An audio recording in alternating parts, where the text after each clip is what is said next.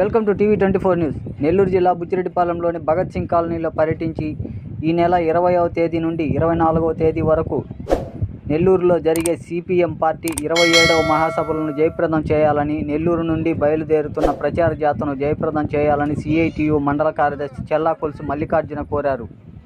ఈ సందర్భంగా ఆయన మాట్లాడుతూ, ఫిబ్రవరి 1, 2, 3వ తేదీల్లో నెల్లూరులో జరిగే సిపిఎం పార్టీ రాష్ట్ర మహాసభలకు ప్రజలు అధిక సంఖ్యలో పాల్గొనాలని కోరారు.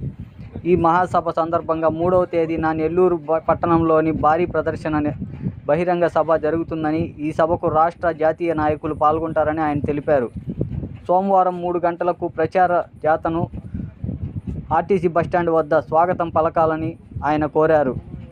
ఈ కార్యక్రమంలో సిపిఎం పార్టీ పట్టణ కార్యదర్శి శ్రీనివాసులు, ఆవాజ్ షేక్, జానీ బాషా, నాయకులు దత్తాశ్రీ కోటయ్య, డివైఎఫ్ఐ నాయకులు కొమ్మి శ్రీనివాసులు, కార్యకర్తలు పాల్గొన్నారు.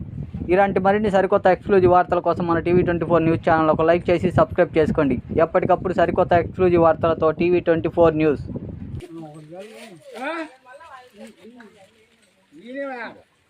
నువ్వు మాతోటి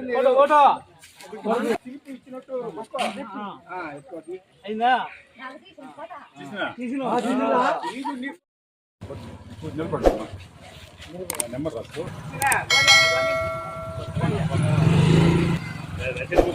రసీడ్ బుక్లో దాంట్లో రాసేయండి. బుక్ ఉంది కదా,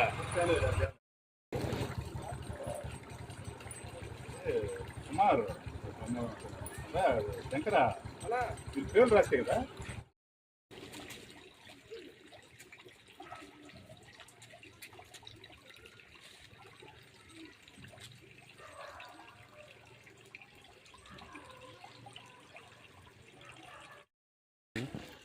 ఇరవై 27వ రాష్ట్ర మహాసభలను జయప్రదం చేయాలి. ఫిబ్రవరి 1, 2, 3 తారీఖుల్లో నెల్లూరులో జరిగే రాష్ట్ర మహాసభలను జయప్రదం చేయాల్సిందిగా కోరుతున్నాం. ఈ మహాసభలను జయప్రదం చేయాలని ఇంటింటా తిరిగి ప్రచారం నిర్వహిస్తూ ప్రజల నుండి విరాళాలు సేకరిస్తాం.